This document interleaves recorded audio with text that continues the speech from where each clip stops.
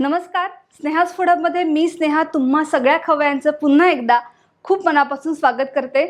आजची जी आपली रेसिपी आहे पातळ पोह्यांचा चिवडा, त्याला अजिबात प्रस्तावनेची गरज नाही आहे। घराघरात होणारा हा पदार्थ फक्त दिवाळीतच नव्हे तर वर्षभरात सुद्धा खायला कधीही छान आणि करायला सुद्धा एकदा अंदाज आला की अगदी सोपा पदार्थ आहे। तर आता आपण सुरुवात करूयात। सगळ्यात आधी साहित्य काय काय लागणार आहे त्यावर एक नजर टाकूयात।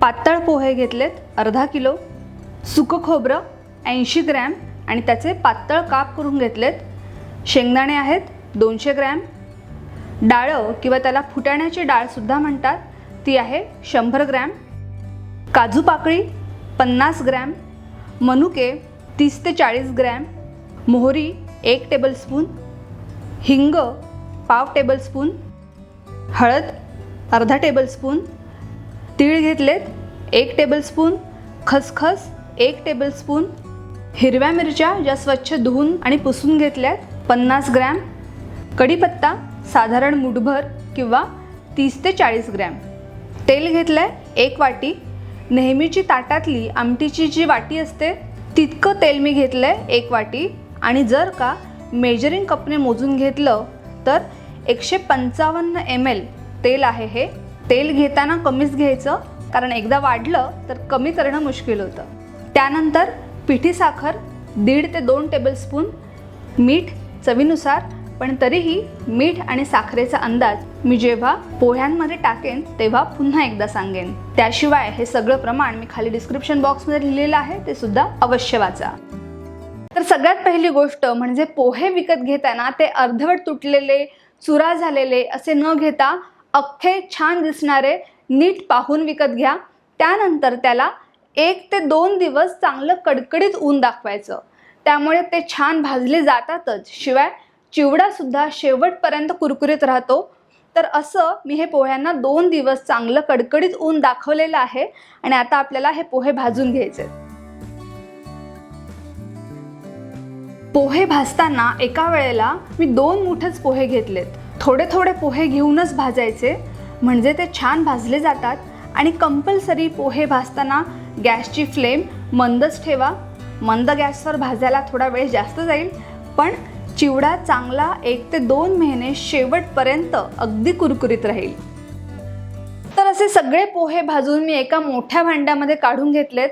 आता जे अगदी मुरलेले असतात चिवडा करण्यामध्ये, ते शेंगदाण्यापासून ते हिंगापर्यंत सगळे जिन्नस एकदम फोडणीला देतात।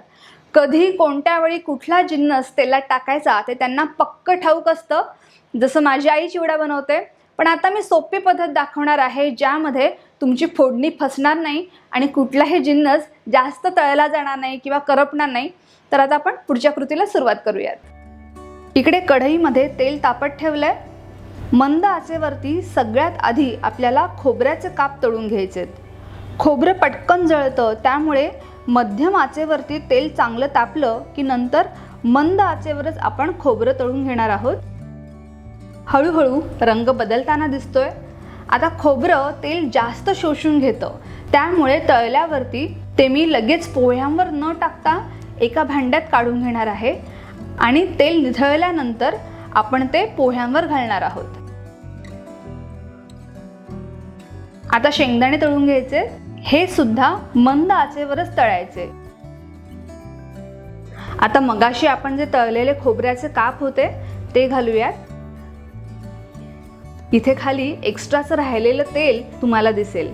चिवड्याला जितकं कमी तेल वापरू तितकंच बरं, आणि जर का कोरडे वाटले तर नंतर तेल आपण घालूच शकतो।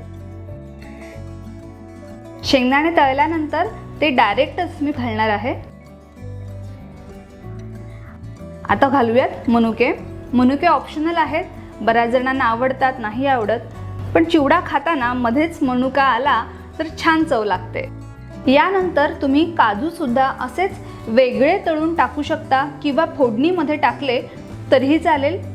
मी फोडणीतच टाकणार आहे, आणि आता आपण फोडणी करूयात। सगळ्यात आधी मी मोहरी घालते। आता मी जो क्रम दाखवला आहे त्यानुसारच एक एक जिन्नस घालत चला, म्हणजे कुठलाच जिन्नस जास्तीचा तळला जाणार नाही। मोहरी थोडीशी होत आली की हिंग आणि मिरच्या एकदमच घालायच्या। आता या मिरच्या आणि कढीपत्ता थोडंसं अजून परतू देत.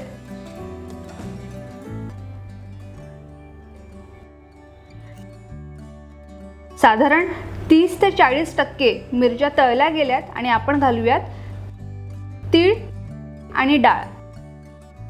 दोन्हीही जिन्नस मी एकदमच घालणार आहे.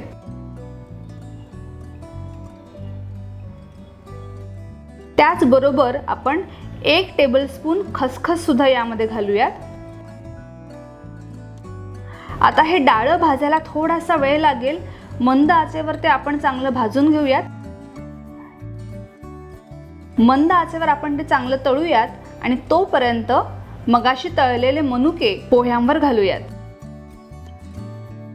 हलक्या हाताने हे थोडंसं पोह्यांचं मिश्रण ढवळून घ्यायचं. आता कुठलाही जिन्नस टाकल्यावर किंवा फोडणीवरून दिल्यानंतर पोहे हलवताना ते अगदी हलक्या हाताने ढवळायचे. पातळ पोहे नाजूक असतात, त्यामुळे ते मोडणार नाहीत याची आवर्जून काळजी घ्या. डाळ निम्म भाजलं गेलं की घालूयात काजूची पाकळी. आता डाळ अजून कुरकुरीत होईल तोपर्यंत आपले काजू सुद्धा तळले जातील चांगले. काजू आणि हळद सगळ्यात शेवटी घालायची, कारण हे दोन्ही पदार्थ अगदी पटकन जळतात. आता घालूयात हळद आणि अर्धा ते पाऊण मिनिट साधारण परतलं की गॅस लगेच बंद करायचा.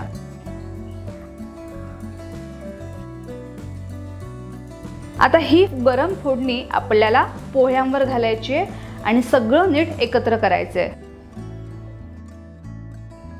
यावर आता घालूयात चवीनुसार मीठ. साधारण 1 टेबलस्पून मीठ मी यामध्ये घातलंय. आता घालते मी पिठी साखर आणि हे पुन्हा सगळं आपल्याला व्यवस्थित ढवळून घ्यायचंय. मगाशी मी 1 टेबलस्पून पिठी साखर घातली होती. आता अजून घालते थोडीशी, 1 टेबलस्पून. अंदाजे 2 टेबलस्पून पिठी साखर मी यामध्ये घातली आहे. अगदी हलक्या हाताने पोहे मोडणार नाहीत ही काळजी घेऊनच आपल्याला हे सगळं मिश्रण एकत्र करायचं आहे. तर असा आपला हा पातळ पोह्यांचा चिवडा तयार आहे. चिवडा पूर्ण थंड झाला की घट्ट झाकणाच्या डब्यामध्ये हवा बंद करून ठेवा. 2 महिने अगदी आरामात टिकतो हा चिवडा. आणि मी जे प्रमाण सांगितलं आहे त्या प्रमाणामध्ये करून पहा. मला खात्री आहे तुम्हाला नक्की आवडेल. या सगळ्या प्रमाणाची यादी मी खाली डिस्क्रिप्शन बॉक्समध्ये लिहिलेली आहे. आणि चिवडा केल्यानंतर तो कसा झाला होता ते मला नक्की कळवा. तुमच्या प्रतिक्रिया माझ्यासाठी बहुमोल आहेत. आणि न विसरता सबस्क्राईब करा, म्हणजे माझ्या रेसिपीज तुम्ही मिस करणार नाहीत. लवकरच भेटूयात एका नवीन व्हिडिओ बरोबर. धन्यवाद.